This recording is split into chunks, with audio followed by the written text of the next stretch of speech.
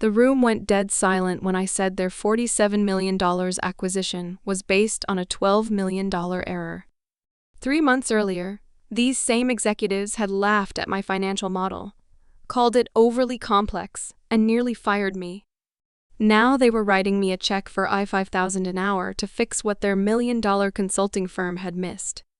This is the story of how being right when everyone else is wrong can literally change your life overnight. What you're about to hear sounds like fiction, but every word is documented. My name is Emma, and I'm a financial analyst who went from being the office joke to charging Fortune 500 companies more per hour than most people make in a month. But this isn't just another follow your dreams story. This is about precision, persistence, and what happens when mathematical truth collides with corporate ego.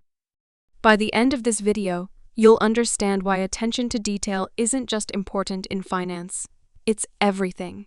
And if you stick around until the end, I'll share the exact methodology that caught this error and how you can apply these principles, whether you're in finance or any other field that demands accuracy. Let me take you back to March 2023. I was working as a senior financial analyst at a mid-sized investment firm. Let's call it Sterling Capital. Not exactly Goldman Sachs, but we handled serious money. My team was evaluating the acquisition of a manufacturing company, and I'd spent 6 weeks building what I considered the most comprehensive financial model I'd ever created. This wasn't your typical 3-statement model. I'd built in sensitivity analyses for 17 different variables, stress-tested scenarios that most analysts would consider impossible, and created dynamic forecasting that adjusted for seasonal variations, supply chain disruptions, and even potential regulatory changes. The Excel file was 47 sheets deep with over 200,000 formulas. When I presented it to the acquisition committee, the reaction was not what I expected. "This is unnecessarily complex," said our managing director, David Chen. "We need decisions, not academic exercises."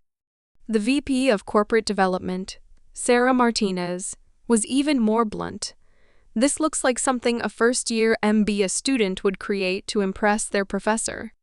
Where's the executive summary? Where are the simple numbers we can present to the board?" But the comment that stung the most came from our external consultant, a partner from McKinsey who was billing us $800 an hour. "I've been doing this for 15 years, and I've never seen a model this elaborate. Sometimes simpler is better. You might want to focus on what actually matters." The room chuckled. I felt my face burn with embarrassment. They wanted simple? I'd give them simple. I stripped out half my analysis, reduced my scenarios from 12 to 3, and removed what I called my paranoia checks, the deep dive validations that cross-referenced third-party data sources to verify the target company's claims. Looking back, this was my biggest mistake. Not because I was wrong to simplify, but because I kept my original model. I couldn't bring myself to delete 6 weeks of work. I saved it in a folder called Comprehensive Analysis Archive and forgot about it. The simplified model told a beautiful story. Teflo Manufacturing, that's what we'll call the target company, looked like a gold mine. Revenue growing at 34% annually, EBITDA, margins expanding, and positioned perfectly in the renewable energy supply chain. The numbers suggested we could acquire them for $47 million and see a 28% internal rate of return over 5 years. The McKinsey consultant loved it. "Now this is actionable intelligence," he said, nodding approvingly at my 3-page summary. Clean, clear, compelling. David Chen was practically glowing. "This is exactly what we needed. Great work on the revision." Even Sarah Martinez, who'd been my biggest critic, seemed satisfied. "Much better. This tells a story the board can understand." The board meeting was scheduled for the following Monday. Sterling Capital would present the acquisition proposal, and if approved, we'd move to due diligence. Based on preliminary conversations, Teshflo's owners were eager to sell. Everything was lining up perfectly. That weekend, I should have been celebrating. Instead, I couldn't shake a nagging feeling. Something felt off, but I couldn't put my finger on what. I'd stripped out so much analysis to create the simple version that I wondered if I'd missed something important. Sunday night, I made a decision that would change everything. I reopened my comprehensive model, all 47 sheets of unnecessary complexity, and started digging deeper into the numbers that had been bothering me. What I found made my blood run cold. It started with something seemingly insignificant, a footnote in TechFlow's quarterly report about inventory adjustments. In my simplified model, I'd accepted their explanation that this represented normal fluctuations in raw material costs. But my comprehensive model had a cross-reference check that pulled data from industry databases, supplier reports, and even satellite imagery of their manufacturing facilities. The numbers didn't match. Cashflow claimed they'd increased inventory by $8.3 million in Q3 to prepare for a surge in orders. But according to their primary supplier's public filings, deliveries to Cashflow had actually decreased by 23% that quarter. Moreover, satellite imagery showed their main warehouse was operating at less than 60% capacity, hardly consistent with stockpiling inventory. I spent the entire night digging deeper. What I discovered was a sophisticated accounting manipulation that had been flying under the radar for almost 2 years. Here's how it worked. Cashflow was recording inventory purchases that never happened, inflating their balance sheet, and making their working capital management appear more efficient than it actually was. They'd then gradually sell this phantom inventory over subsequent quarters, boosting revenue and margins. The scheme was elegant, subtle, and completely undetectable unless you knew exactly where to look. The impact was staggering. Over $12 million in reported revenue over the past 18 months was essentially fictional. When I recalculated Cashflow's actual financial performance, the company went from a high-growth success story to a struggling manufacturer with declining margins and serious cash flow problems. At 3:47 a.m., I printed out my analysis, all 63 pages of it. My hands were shaking as I drove to the office. In 6 hours, David Chen would be presenting my simple analysis to the board, recommending a $47 million acquisition of a company that was worth maybe half that amount. I had to stop this deal.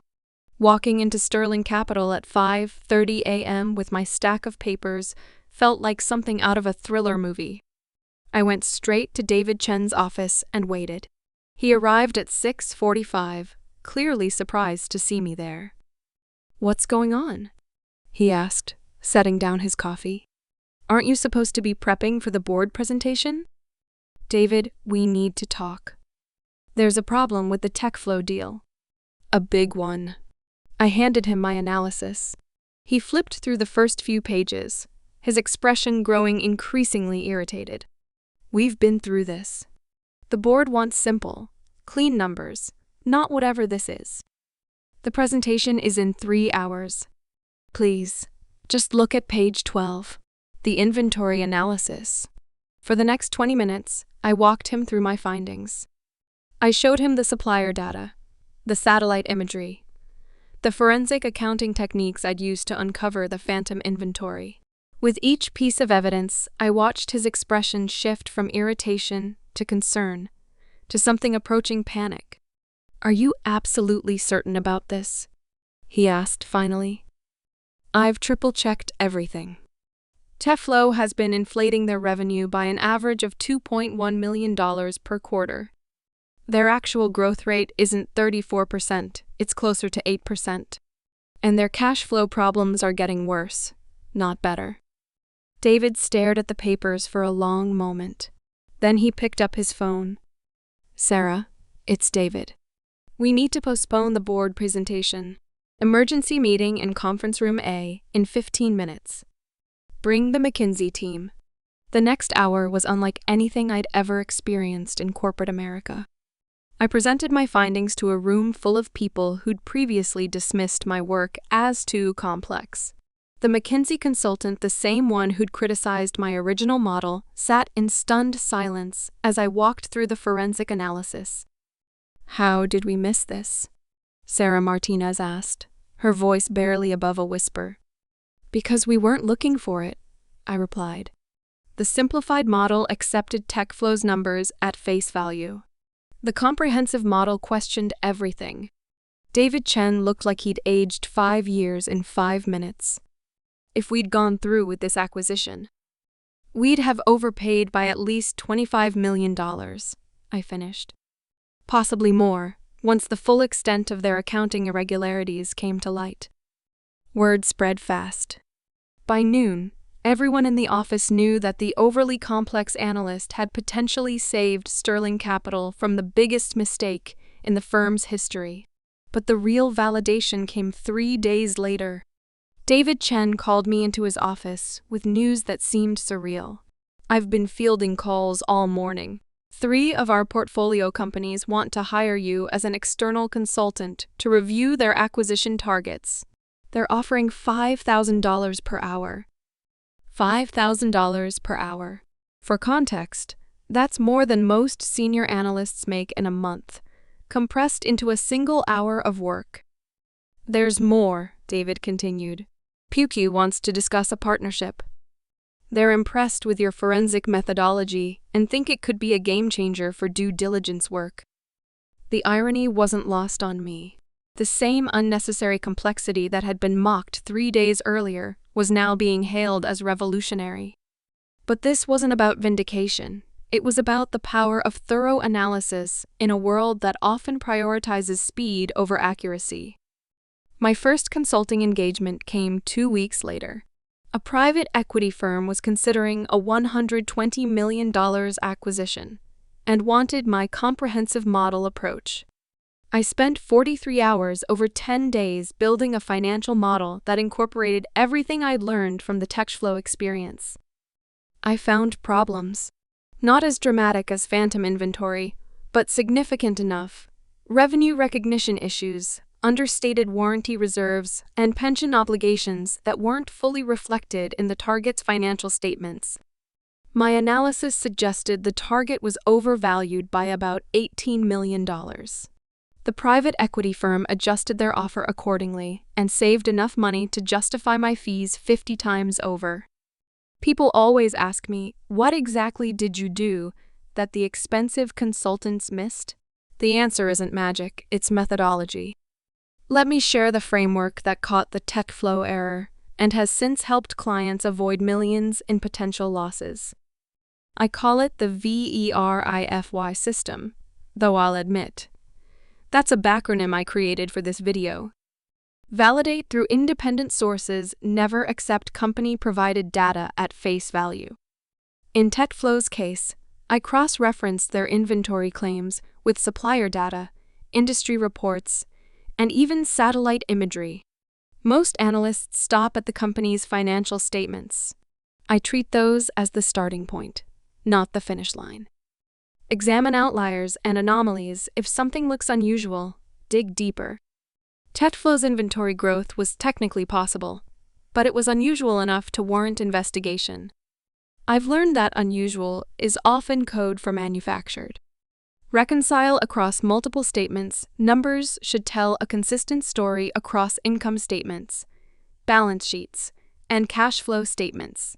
When they don't, there's usually a reason and it's rarely good. Investigate third-party confirmations, customer concentrations, supplier relationships, regulatory filings. All of these should corroborate the company's narrative. When they don't, red flags should go up.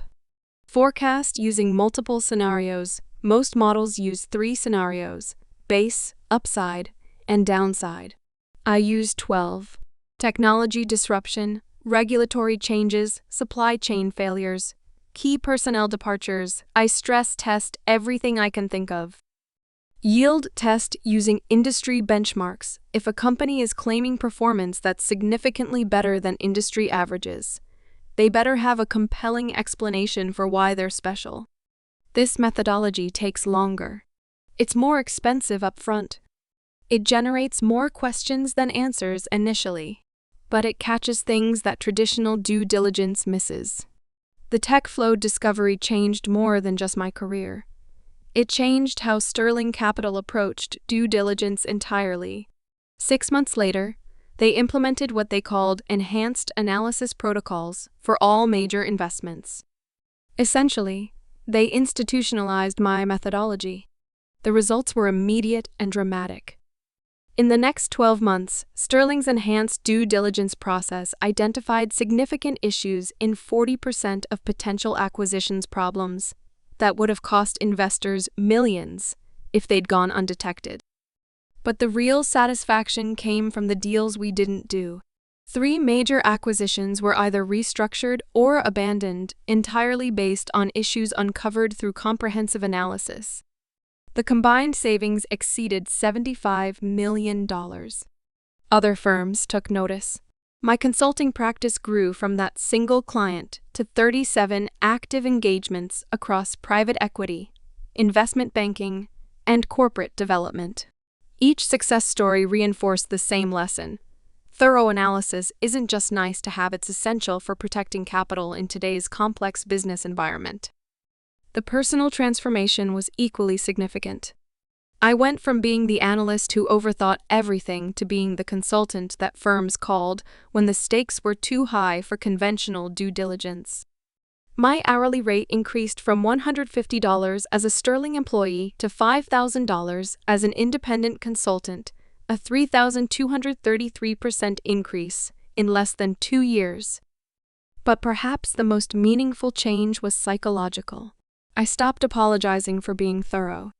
I stopped simplifying my analysis to make others comfortable. I learned that in finance, as in many technical fields, complexity isn't the enemy superficiality is. This story isn't just about finance. It's about the value of expertise in a world that often prioritizes convenience over correctness. Whether you're a software developer, a medical researcher, a legal analyst, or any other professional whose work requires precision, these principles apply. First, trust your methodology, even when others don't understand it. My comprehensive model seemed excessive until it caught a $12 million error. Your thorough approach might seem like overkill until it prevents a disaster. Second, document everything. The only reason I could prove the TechFlow issues was because I'd preserved my original analysis. In any field requiring precision, your work product is only as good as your ability to explain and defend it. Third, complexity serves a purpose. Simple models are easier to understand, but complex problems require sophisticated solutions. Don't let others pressure you into oversimplifying when thoroughness is called for. Fourth, question everything, especially the things that seem obvious. TechFlow's inventory explanation seemed reasonable on the surface. It was only when I dug deeper that the inconsistencies emerged. Fifth, your reputation is built on being right when it matters. I was wrong about plenty of small things during my career, but being right about TechFlow when the stakes were highest established credibility that opened doors I never knew existed. Finally, price your expertise appropriately. Once you've proven your value, don't undercharge. Clients who truly understand the cost of being wrong will pay premium rates for the assurance that they're making informed decisions. These lessons transformed my career, but they're applicable far beyond finance. In any field where accuracy matters, and honestly, what field doesn't that describe? Thoroughness isn't just a nice-to-have quality. It's a competitive advantage. 3 years later, I still keep that original TechFlow model on my computer. Not because I need it, but because it reminds me that being right isn't always popular, but it's always valuable. The same colleagues who mocked my unnecessarily complex approach now refer clients to me regularly. The McKinsey consultant who criticized my methodology? He's now a client. The financial world is full of smart people making expensive mistakes because they prioritize speed over accuracy, simplicity over thoroughness. If this story resonates with you, whether you're in finance or any other field that demands precision, I want to hear from you. Leave a comment below, sharing a time when your attention to detail saved the day, or when you wish you'd been more thorough. What's your equivalent of the 47-sheet Excel model that others thought was overkill? And if you found this story valuable, subscribe for more behind-the-scenes looks at how financial analysis really works.